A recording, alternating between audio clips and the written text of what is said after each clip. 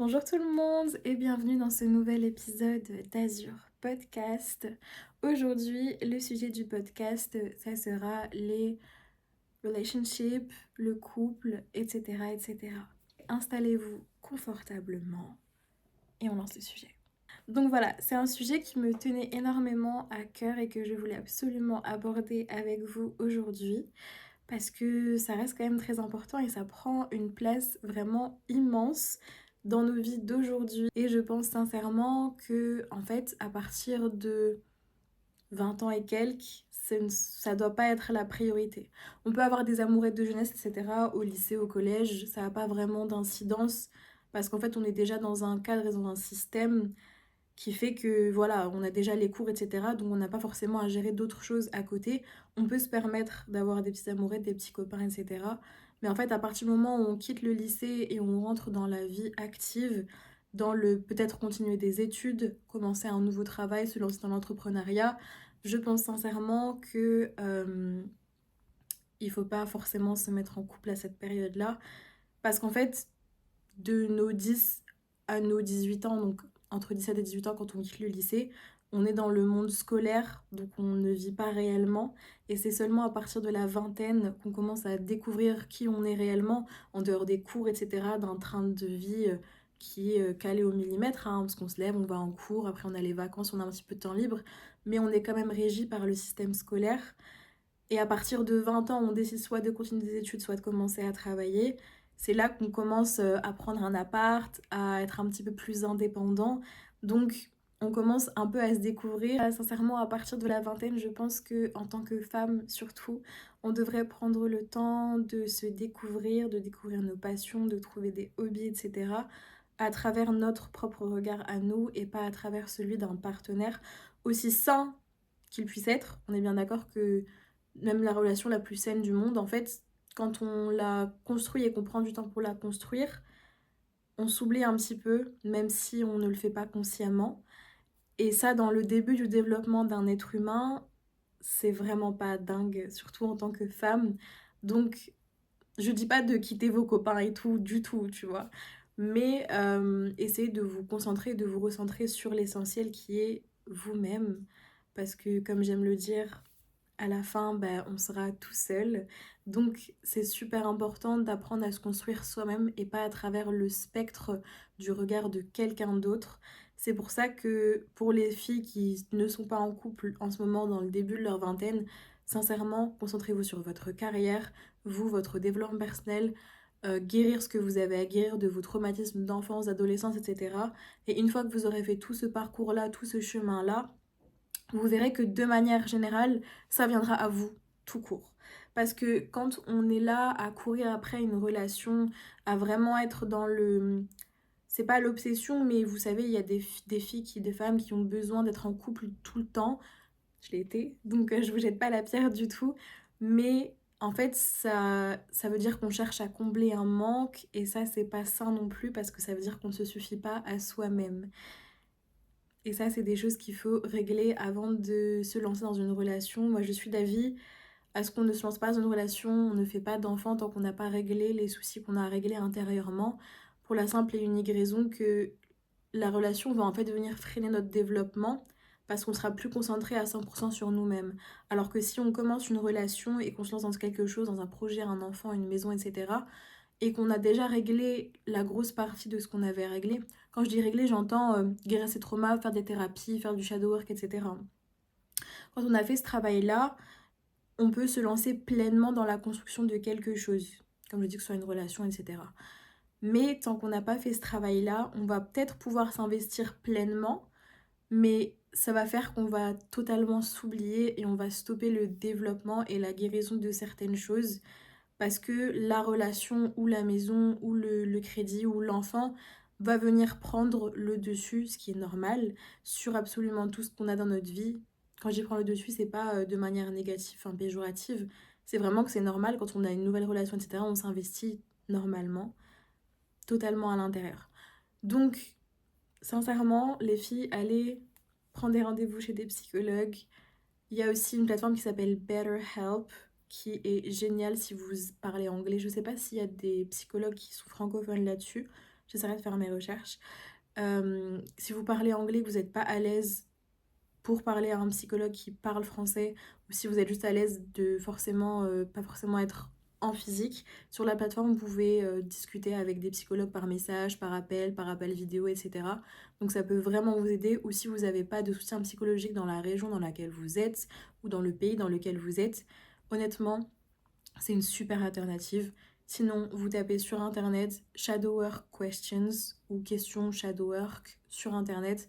Vous prenez un carnet, un papier, un stylo, vous écrivez et vous répondez aux questions. Et le Shadow Work, ou alors il y a même des livres, littéralement genre Shadow Work Journal, que vous pouvez acheter à la Fnac, à Cultura, partout où vous voulez. Et travailler sur vous-même, c'est super important. Parce que si vous ne faites pas ce travail-là maintenant, vous devrez le faire plus tard et malheureusement, non, ça fait partie de la vie. On a tous des soucis et des choses qui se rajoutent au fur et à mesure.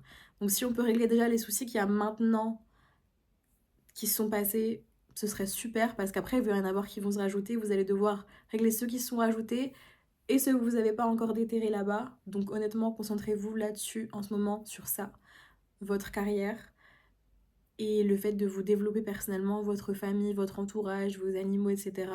Mais laissez de côté cet aspect couple. Et je parle pour les femmes autant que pour les hommes, hein, de manière générale. Tant que vous n'êtes pas stable dans votre propre vie, n'acceptez personne dans votre cercle amoureux. Et je dis pas de surpresser ce sentiment, etc.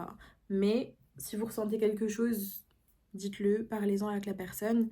Et si c'est une personne qui est saine et qui doit être dans votre vie, elle comprendra tout à fait que vous avez besoin de temps et que même si vous lancez dans une relation, votre priorité c'est vous et c'est pas lui. Donc c'est vraiment super important que vous vous concentriez sur vous-même parce que surtout dans la génération de maintenant, on va dire que les relations tendent à être de plus en plus éphémères, ce qui est malheureux, mais avec l'ère des réseaux sociaux, Tinder, etc., tout est devenu produit de consommation et même les relations le sont devenues. Donc, essayez vraiment de vous concentrer sur vous. Et une fois que ce sera fait, de toute façon, les relations saines seront attirées obligatoirement vers vous. Il y a une très belle expression que j'adore qui dit « Ne perdez pas votre temps à chasser les papillons. Prenez le temps de cultiver un beau jardin, de planter de très belles fleurs et les papillons viendront à vous tout seuls. Et quand bien même ils ne viennent pas, vous aurez un beau jardin dans tous les cas. Donc vous aurez tout gagné. Vraiment, prenez le temps de vous cultiver, c'est clair et net, c'est le mot qu'il faut. Prenez le temps de lire, d'apprendre des choses, de découvrir de nouvelles choses, de nouvelles passions, de vous intéresser à de nouvelles personnes, de nouveaux youtubeurs, etc. Apprenez beaucoup de choses, cultivez-vous vraiment, enrichissez-vous, c'est vraiment le mot. Et les bonnes personnes seront littéralement attirées à vous. Et je dis ça pour de vrai, sincèrement, faites-le, développez-vous. Et en fait, ça attire les gens. Si les gens voient que vous êtes quelqu'un qui est bien dans sa peau, qui ressent la paix dans son âme, qui est bien et qui irradie littéralement de la lumière et des choses, des bonnes ondes, etc., les gens ils seront littéralement attirés à vous. Faites-moi confiance sincèrement. On parle pas là de beauté physique, etc., même si, encore une fois, c'est important de faire attention à sa santé, de bien se présenter. On est d'accord que le beauty privilège, on est d'accord que ça existe totalement dans cette vie. Mais prenez le temps vraiment de cultiver votre âme. C'est ça qui transparaît en dehors en fait. Parce que vous avez beau être la personne la plus belle, si à l'intérieur vous n'êtes pas développé et que c'est pas lumineux, vous attirez beaucoup moins que quelqu'un qui n'est pas forcément dans les standards de beauté, mais qui a pris le temps de travailler sur elle. Et c'est de la lumière quoi. Elle littéralement transpire de la lumière. Donc elle attire les gens vers elle.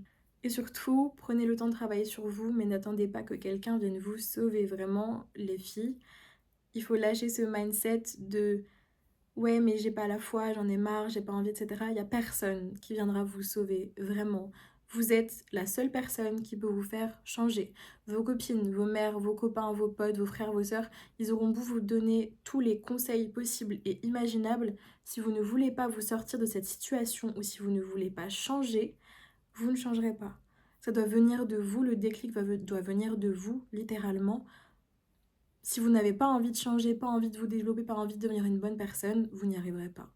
Même si vous essayez, vous faites des efforts, etc., si au fond de vous, vous n'avez pas envie sincèrement de l'être et que vous ne vous donnez pas les moyens de l'être, vous ne le serez pas. Donc, vraiment, poussez-vous un petit peu, genre mettez-vous un petit coup de pied là où il faut, sortez-vous de votre zone de confort, bougez-vous et prenez vraiment le temps de changer. Prenez le temps de travailler sur vous. Je sais bien que parfois il y a des gens qui n'ont pas forcément le temps de faire ce genre de travail sur eux parce que on est vraiment dans une société où tout est rapide, on ne prend même plus le temps de littéralement bien respirer. Mais laissez un petit peu de temps que vous passez sur les réseaux, enlevez un petit peu, genre même pas 10 minutes, hein, c'est déjà très bien 10 minutes de prendre le temps, pendant 10 minutes de prendre le temps de respirer, de méditer un petit peu, de prier si vous êtes croyant, d'écrire un petit peu, même faire du journaling, genre c'est super important de... Si y a un truc qui vous a frustré dans la journée, prenez un carnet, écrivez oui, un tel il m'a fait ci, ça m'a frustré, etc. Prenez le temps de vous recentrer sur vous et sur vos émotions et sur ce que vous ressentez. Et vous allez voir que ça va aller presque mieux instantanément parce que vous allez vous réancrer dans la réalité et vous serez plus dans l'angoisse du futur, du je dois accomplir ça, je dois faire ci, je dois faire ça, ou l'angoisse du passé, du il s'est passé ça, donc je me sens comme ça, je suis mal comme ça, etc. Vous serez juste dans le présent et ça va vous faire un bien mais monstrueux, vous allez voir. Sachez vraiment que c'est super important de n'accepter que des relations qui sont saines dans votre entourage parce que c'est eux qui vont littéralement en fait influer tout sur votre vie. C'est d'eux que vous allez avoir les conseils, c'est de votre entourage que vous allez, c'est avec eux que vous allez passer des bons comme des mauvais moments. Donc si c'est des personnes qui, eux, ne sont pas saines dans leur mode de fonctionnement, ce qu'ils vont vous apporter ne va pas être sain non plus. Donc c'est super important de faire un petit peu le tri dans son entourage et de protéger sa paix. Parfois, il y a des gens, ça y est, ils ont fait leur temps dans votre vie. Moi, je crois beaucoup au contrat d'âme, qu'il y a des personnes qui sont faites pour entrer dans notre vie, pour déclencher ou faire ci ou faire ça à un moment donné, pour nous réveiller sur quelque chose, ou inversement, on peut être également ces personnes-là mais on a un contrat donné, quoi. On a 6 mois, 1 an, 3 ans, 10 ans. Et une fois que le contrat est terminé, il faut se détacher et il faut le laisser partir. Vous avez déjà dû le ressentir parfois avec, je sais pas, un ex, etc. Où vous restiez en contact avec et ça servait à rien, vous vous détruisiez plus qu'autre chose, vous vous déchiriez avec un cousin, un parent. C'est juste parce que votre contrat d'âme était terminé et que c'était le moment de laisser partir et de dire au revoir. Quand on s'évertue à rester avec quelqu'un ou à garder quelqu'un dans notre vie, parfois ça n'apporte que du négatif parce qu'en fait, on force une relation qui doit être terminée. Et ça, c'est pas bien parce que à la fin, il n'en ressortira que du négatif parce que la relation se terminera coûte que coûte, hein. Si une relation doit se finir, si quelqu'un doit partir de votre vie, il partira. Mais vous avez le choix soit de laisser partir et de vous ressentir ce que vous avez à ressentir. Donc, peut-être de souffrir quelques semaines, quelques mois, quelques années, mais de laisser partir de votre plein gré ou que la relation finisse par se terminer et que vous d'elle-même quoi et que vous finissiez déchiré parce que vous avez laissé les choses traîner et que vous auriez pu arrêter ça il y a 6 mois en arrière quoi. Donc vraiment prenez le temps de réfléchir sur qui vous entoure et prenez le temps de prendre du temps pour vous. Littéralement, c'est super important de prendre le temps de respirer, rien que de respirer, faire de la respiration ventrale. Il y a plein de gens qui prennent pas le temps de faire ça parce qu'on est littéralement plongé sous des tonnes et des tonnes d'informations, de trucs à faire, de ci, de ça, de oui mais le futur, oui mais ci, oui mais ça. Prenez le temps vraiment de respirer et de travailler sur vous et de faire des choses que vous aimez. Vraiment, c'est le meilleur moyen d'avoir une montée d'hormones du plaisir, c'est de faire des choses qu'on aime, de prendre le temps de commencer un nouveau hobby qu'on n'a jamais pris le temps de commencer ou qu'on a eu trop peur pour commencer. Faites-le. Franchement, on n'a qu'une vie et il faut pas avoir peur de se lancer. Au pire, ça fonctionne pas. Au pire, on fait des erreurs. Au mieux, on se développe. Au mieux, ça fonctionne. Il faut arrêter vraiment de penser toujours au négatif. Ça, c'est un truc qui a été ancré en nous par l'éducation et la société. C'est qu'on pense toujours, oui, mais imagine ça marche pas. Oui, mais imagine ça marche. Tu vois? Genre, remets-le à l'envers. Imagine ça marche. Tu seras tellement fier et tellement contente de toi d'avoir commencé. Tu remercieras ton toi du passé en mode ouais, merci beaucoup d'avoir commencé ça. Et vraiment, prenez le temps de savoir qui vous êtes. C'est super important et de savoir ce que vous aimez et qui vous voulez être aussi. Vraiment, cette période-là de la vingtaine, elle est super importante parce qu'on peut littéralement être qui on veut. Et ça, je veux que vous l'ancriez dans votre tête. C'est qu'il faut arrêter de se mettre des barrières et des limites sociétales, familiales sur ce que vous voulez être. Vraiment, vous pouvez être qui vous voulez si vous vous en donnez les moyens et que vous êtes sincère dans votre démarche. Tout viendra après. Le succès, l'argent, tout ce que vous voulez, tout ce que vous souhaitez, ça viendra forcément après. Mais il faut que votre cause à la base, elle soit sincère et pure. Enfin bref, prenez le temps vraiment de redécouvrir ou de découvrir qui vous êtes. Prenez le temps de guérir votre enfant intérieur, faites des recherches, regardez des vidéos YouTube.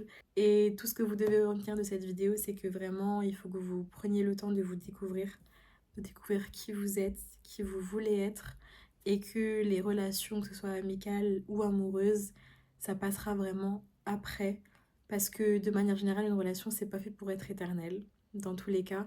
Et ça, il faut le savoir et il faut s'en rendre compte. Donc, le plus important, c'est de chérir la relation que vous avez avec vous-même plus que les relations que vous avez avec les autres. Et une fois que vous l'avez fait, que vous vous aimez tellement fort, que vous avez tellement de respect pour vous, là, vous serez capable d'accepter d'ouvrir votre cœur à quelqu'un d'autre de manière saine. J'espère que cet épisode vous aura plu. Moi, c'était le premier épisode du Film Étagère podcast.